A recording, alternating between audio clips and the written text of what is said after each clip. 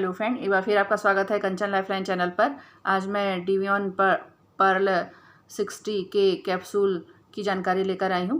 यह proctor and गैबल health company द्वारा निर्मित है और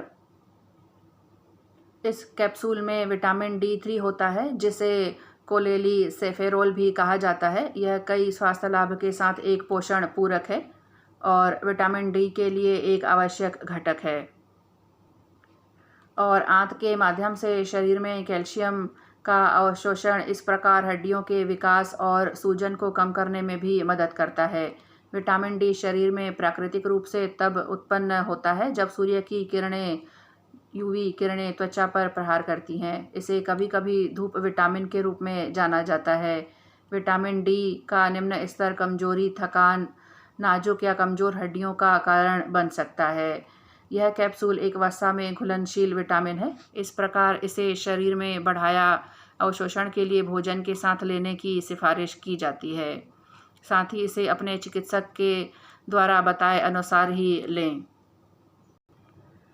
विटामिन D3 आंत से कैल्शियम और फास्फोरस के अवशोषण में बहुत महत्वपूर्ण भूमिका निभाता है, जो हड्डियों के निर्माण, विकास और पुनर्जनन के लिए महत्वपूर्ण है। यह स्वस्थ हड्डियों का समर्थन करता है। साथ ही यह कोशिका वृद्धि, न्यूरोमस्कुलर और प्रतिरक्षा समारोह और सूजन को कम करने में भी भूमिका निभाता है। यदि पर्याप्त विटामिन डी नहीं मिलता है तो फ्रैक्चर, मांसपेशियों में दर्द और कमजोरी का अनुभव होने की संभावना रहती है। शरीर में विटामिन डी का पर्याप्त स्तर वयस्कों और बुजुर्गों में, बच्चों और हड्डियों में नरमी को रोक सकता है। तो फ्रेंड, इस तरह से इस दवा का उपयोग विटामिन डी और कैल्शियम की कमी के उपचार और रोकथाम के लिए किया जाता है। साथ ही ऑस्टियोपोरोसिस और हड्डी विकारों के उपचार और रोकथाम के लिए सहायक के रूप में है और पूरक के रूप में जब शरीर की विटामिन डी की आवश्यकताएं अधिक होती हैं। इस दवा को लेने से पहले डॉक्टर को ज़रूर बताएं। अगर शुगर, उच्च रक्तचाप, गुर्दे या यकृत की समस्या या कोई गंभीर बीमारी है तो इस दवा को लेने से पहले डॉक्टर को ज़रूर बताएं और अपने चिकित्सक के सलाह के अनुसार ही डिवियन पर्ल कैप्सूल लें। बताई गई दैनिक खुराक से अधिक विटामिन की खुराक का सेवन नहीं करना चाहिए।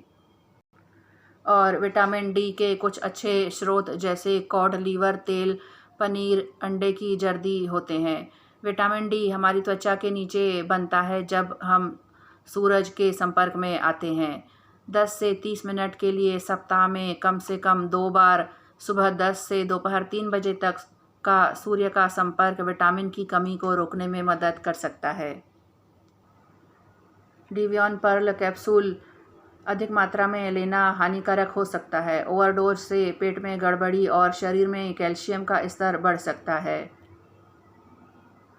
साथ ही गर्भवती महिलाओं को इस दवा को लेने से पहले डॉक्टर से सलाह जरूर लेनी चाहिए। विटामिन डी की उच्च खुराक गर्भावस्था में नहीं ली जाती है और इस कैप्सूल को रोजाना नहीं लिया जाता।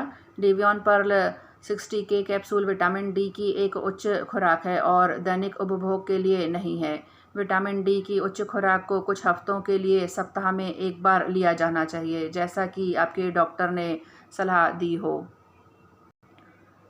तो फ्रेंड, इस तरह से डिवियन पर्ल 60 के कैप्सूल की जानकारी यहीं पूरी होती है और आशा करती हूँ कि इसकी जानकारी आपको अच्छी लगी होगी। तो प्लीज़ चैनल को लाइक, शेयर और सब्सक्राइब जरूर करें। साथ ही बेल आइकन को भी प्रेस करें ताकि आने वाले वीडियो की जानकारी आप तक पहुँच सके। धन्यवाद।